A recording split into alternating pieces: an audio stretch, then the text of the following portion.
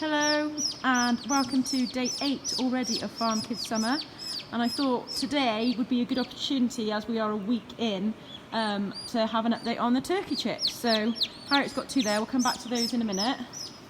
As you can see, they're growing well.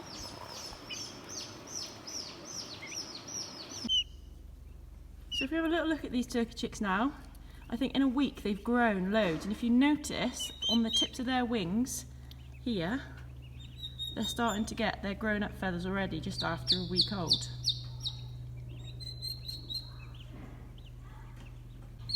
There we go, we'll do this quickly, but if you have a look at the wing feathers, they're growing loads already. If you have a little closer look at the chicks, they're all growing nicely in this pen. We'll top up their water and food in a minute. They're all in the corner because they don't like the big bad camera.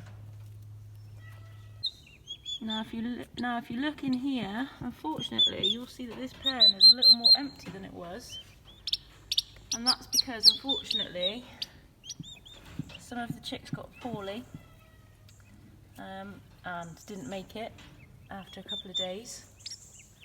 Unfortunately we didn't know the cause or why, because all the others seemed healthy. Each morning we were coming in and there was, we were picking a few dead ones up out of the pen. So we took them to the vet and they did a post-mortem, which is where they do an investigation into cause of death. Why did the chicks die? And they decided, or they declared, that it was because of a yolk sac infection. And they said that in the first week of life, that sort of stems from the hatchery. So we contacted the hatchery and they were really, really good about it. And so last night we made a trip down the motorway and met one of the delivery vans, and they have replaced the turkeys that we lost. So in here we have got some more day-old turkeys.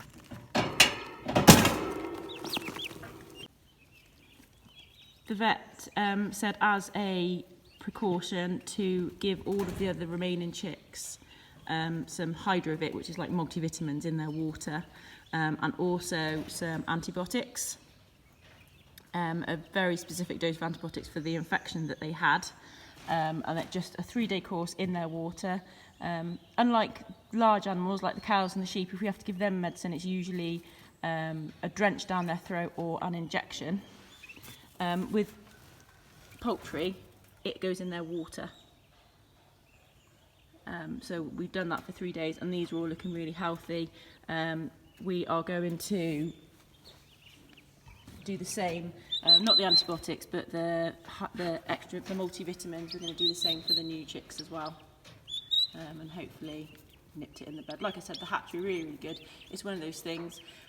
Poultry can be quite susceptible to disease, especially when you have large numbers. I mean, a lot of poultry farms are in their thousands, tens of thousands of birds, so our 75 are quite small in number, but poultry, particularly turkeys, are very vulnerable to disease and they catch infections really quickly. So it could have been something simple as we were at the last delivery slot, so the birds have been travelling for probably 8 hours and they become weak, and then an infection sort of took hold. So hopefully the rest are healthy, we've got everything in order, and they continue to grow. Now if I get a white one,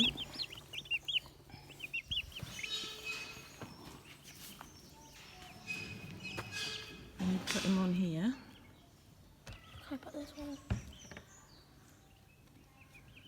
There we go. You want to put yours next to him, Charlie? That's it. You can see how tall it is. You can see the size difference in just a week. So this one was this size 7 days ago. So you can see how quickly they grow, and that growth rate continues all the way through. Right, Charlie, do you want to do their waters? Go and wash out their drinkers and go and fill them up in the sink and bring them back. Yep. Take the 2 big ones and then do the other one after. Good lad, we can sort the water.